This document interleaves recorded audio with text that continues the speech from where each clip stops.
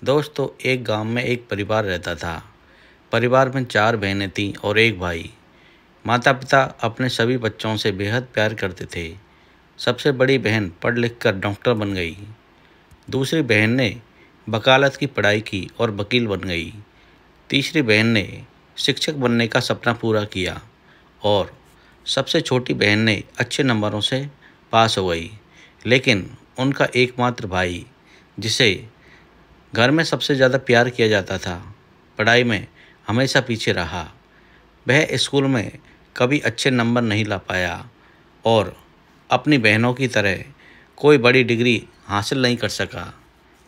वह अक्सर दिन भर गांव में घूमता रहता, कभी कभी किसी खेत में मजदूरी कर लेता और अपनी ज़िंदगी को बेवजह बिताता रहता था। उसकी बहनों ने भी अच्छी जगहों पर शादी कर ली और अपने अपने घरों में खुशहाल जीवन जी रही थी। लेकिन भाई की ज़िंदगी में कुछ नहीं बदला। वह वहीं का वहीं रह गया, गंवार और अकेला।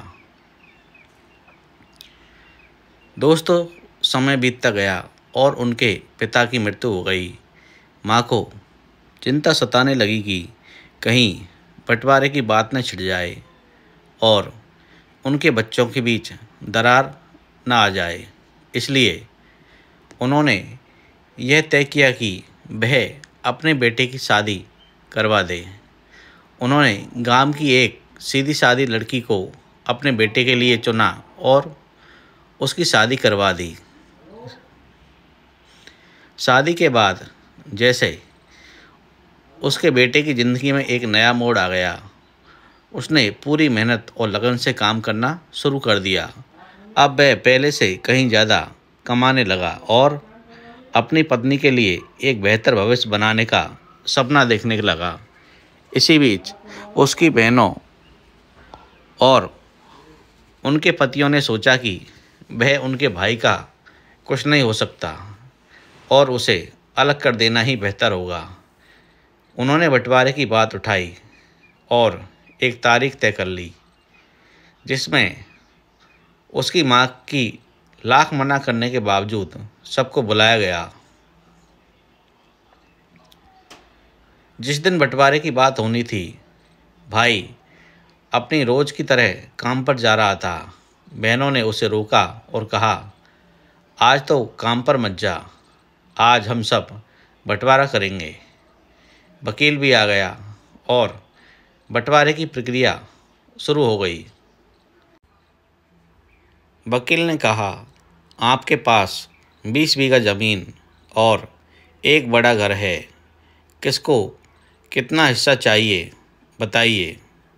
तभी भाई ने कहा, वकील साहब, 10-10 बीघा ज़मीन मेरी इन दोनों बहनों के नाम लिख दीजिए और यह जो हमारा घर है, इसे मेरी सबसे छोटी बहन उसके नाम कर दीजिए। भाई ने मुस्कुराते हुए बोला, मेरे हिस्से में मेरी प्यारी माँ है ना, यही मेरे लिए सबसे बड़ा खजाना है।